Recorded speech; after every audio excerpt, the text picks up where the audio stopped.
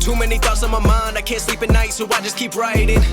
I don't need no help, I don't need opinions, so don't waste my time then. I just been living online, my city don't show me no love and that's fine. Fuck local radio stations, I got more plays than all of these rappers combined. I'm going again, I've been going in. I'm fed up with so many things, I gotta just let it all out. I'm talking about I should have been Баарыңа сәлем, құрметті достар. Әттегідей байланысты мен Азамат Сапар. Бейнероликтің басынан көргендеріңіздей, бүгінгі бейне сабақта воркауттағы танымал әрі керемет элементтің бірі екі қолмен күшпен шығуды үйренудің тәсілдерін көрсететін боламын. Достар, көктем келді. Жаттығуларды осындай спорт алаңдарында және бейне сабақтар түсіруге мүмкіндік туды. Олар жібермеуіміз үшін арнама жазылып, қоңыраушаны басып және осы видеоға лайк басуды ұмытпа. Өйткені осы видеода қанша көп лайк болса, келесі видеоны сонша ертерек бастауға кірісетін боламын. Екі қолмен күшпен шығу. Бұл элемент жайында айта кетсек, шын мәнісінде күшпен турнингке шығу бұл бір уақытта жұлқы тартуды және итеруді үйлестіретін кешен жаттығу. Алдымен сіз тартылу жасайсыз, содан кейін жоғары нүктеде өзіңізді турнингтен сығасыз. Бір жағынан тартылу және жоғары нүктеде қол жазу оңай, ал бұл екі құраушты бірге біріктіре жасау және жаттығудың бір құраушысынан екіншісіне өту белгілі бір күш және физикалық дайындықты талап етеді. бұл элементті үйрену үшін жасап білу қажет негізгі моменттерді айта кетейін. Ол үшін сізге келесідегідей база қажет.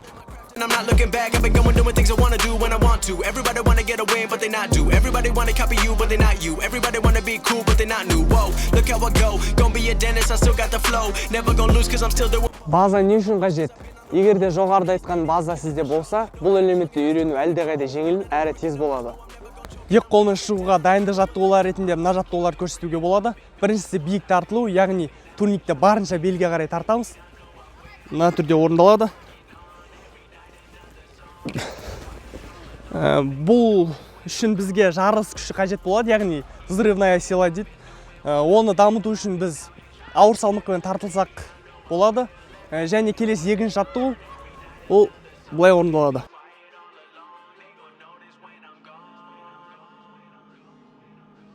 Әрине бұл көрсеткен жаттығулар екі қолмен толық үйренуге негіз болмайды, бірақ бұл жаттығуға сізді дайындай алады. Бұл элементті үйрену үшін жартылай күшпен шығуды істеп білуіңіз шарт. Яғни ол білмейтіндер болса көрсетейін. Бұлай орындалады. Ал осылай екінші қолмен шыға алсаңыз, одан да жақсы.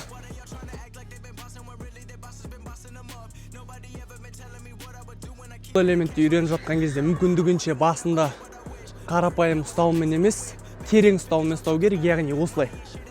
Қолымызды сәл жоғарырақ көтеріп ұстаймыз. Сол кезде жоғарыға көтеріліп кету оңай болады. Себебі төмен нүктеде болса, киістіміз оны жоғары қарай бұрау үшін қандай да бір техника қажет болады. Ал біз егер бірден осылай терең ұсталумен ұстасақ, қолмен шығуды үйрену кішкене оңайраққа соғады. Базаны 3 деңгейге бөлек және осыған сәйкес 3 деңгейлі үйрену тәсілін көрсетемін. Бейнероликте бірінші үйрену тәсілі базасы төмендерге арналады, көбіне техникалық қозғалыстар арқылы орындаймыз. Жаттығудың техникалық орындалуы. Бастапқыда белді майыстыру арқылы сілкініп үйрену қажет. Ол үшін турнингте асылып алдыға артқа қозғалып, алдыға қозғалғанда иықты алдыға қарай ұмтылдырамыз. Осы арқылы сілкініс күшін ала аламыз.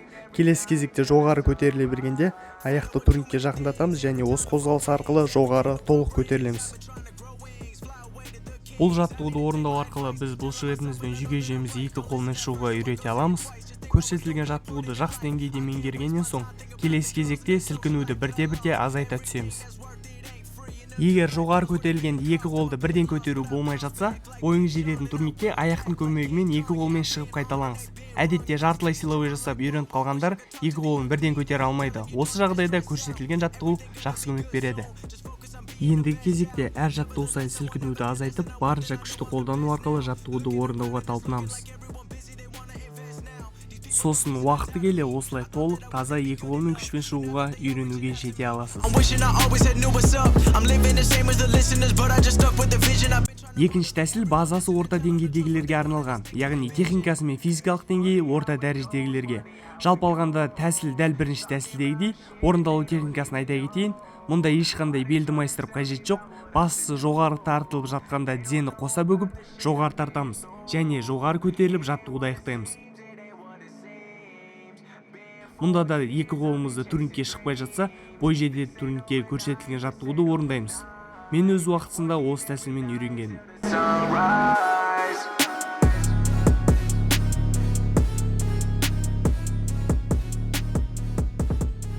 Сосын уақыты келе мен тізені бүгуден алатын сілкінуді азайта келе таза екі қолымен күшпен шығуды үйрендім.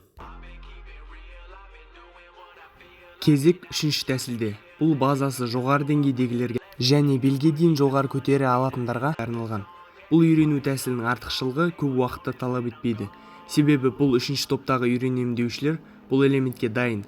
Техникасы да қарапайым, барынша белге дейін тартынып, қолды жоғары көтеріп қалсаңыз жеткілікті. Жаттығу дайын.